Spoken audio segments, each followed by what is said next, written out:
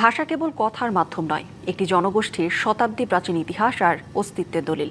তবে মধুপুর গড়ে সেই দলিলই আজ ধীরে ধীরে হারিয়ে যাওয়ার পথে।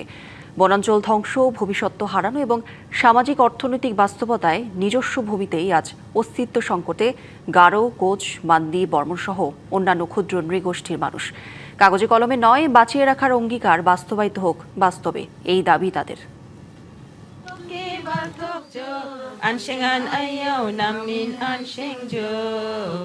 এই সুর আর মূর্ছনা যেন এক অদৃশ্য মেলবন্ধন তৈরি করেছে আদির সঙ্গে নবীনের। মায়ের মুখ থেকে শেখা গান আর গল্প যেন হারিয়ে না যায়, তাই নতুন প্রজন্মের কাছে শেকড়ের ভাষা ও সংস্কৃতি পৌঁছে দেওয়ার চেষ্টা। পাশ্চাত্য সংস্কৃতির আসার কারণে এই চর্চাগুলো হচ্ছে না। নিজেরাও বাড়িতেও নিজের ভাষায় কম কথা বলা হয়। এই সমস্ত কারণে আজকে ভাষাগুলো হারিয়ে যাচ্ছে।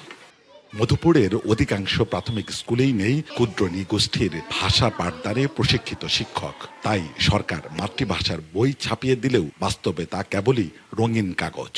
বাড়িতে চর্চা হয় না, হাট বাজারে চর্চা হয় না, স্কুলেও চর্চা হয় না। আমি ক্লাস 9-এ পড়ি, আমার উপরে ক্লাসে কোনো গারো ভাষার বই নেই। কেবল ভাষাই বিলুপ্তির পথে নয়, হারিয়ে যাচ্ছে মধুপুরের ক্ষুদ্র নৃগোষ্ঠীর বিভিন্ন সম্প্রদায়ের নিজস্ব কৃষ্টি ও জীবনধারা।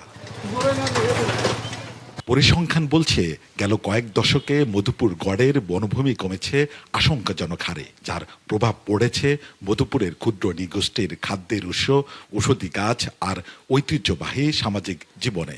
এই বনের ভিতরে প্রকল্প নিয়ে আসাতে আর্থিকভাবে অসচ্ছলতার কারণে তাদের সাথে আমাদের এই আদিবাসীরা কোলায় উঠতে পারছে না।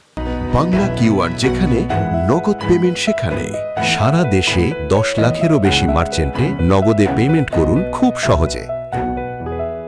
এক সময়ের গহীন অরণ্য এখন বাণিজ্যিক কৃষি খামার ও শিল্প কারখানার দখলে। সংখ্যাগরিষ্ঠ জনগোষ্ঠীর সাথে টিকে থাকার প্রতিযোগিতায় ক্ষুদ্র নৃগোষ্ঠীর অনেকেই পেশা ছেড়ে শহরমুখী হচ্ছেন। এখন গারো ভাষা দিন দিন বিলুপ্ত হচ্ছে, কারণ হচ্ছে বিভিন্ন জায়গায় শহরমুখী হয়ে যাচ্ছে। এখন বাঙালিদের সাথে থাকতে থাকতে এখন সেভাবে বাংলা ভাষাটাই বেশি চর্চা হচ্ছে।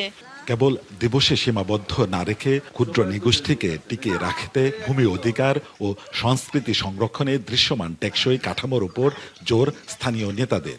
স্কুলে যেটা পড়ানো সেটাও যদি করতে পারে, এবং অন্যান্য ক্ষেত্রেও, যেমন সব জায়গায় তো আর এটা দেওয়া যাবে না, যেমন আদিবাসী অধ্যুষিত এলাকায় যে বাঙালি প্রোগ্রামগুলোতেও যদি আদিবাসী এই নাচ গান অথবা এগুলো যদি চর্চা করার একটা সুযোগ করে দেয়, তাহলে তারা আগ্রহ ভরে সেখানে চর্চা করতে পারে। তবে আমি বললাম যে সরকারের আসলে বিশেষ একটা পৃষ্ঠপোষকতার দরকার। স্থানীয় প্রশাসন বলছে দিবসের আনুষ্ঠানিকতার বাইরে নীতি ও বাস্তবায়ন চূড়ান্ত হয় জাতীয় পর্যায়ে।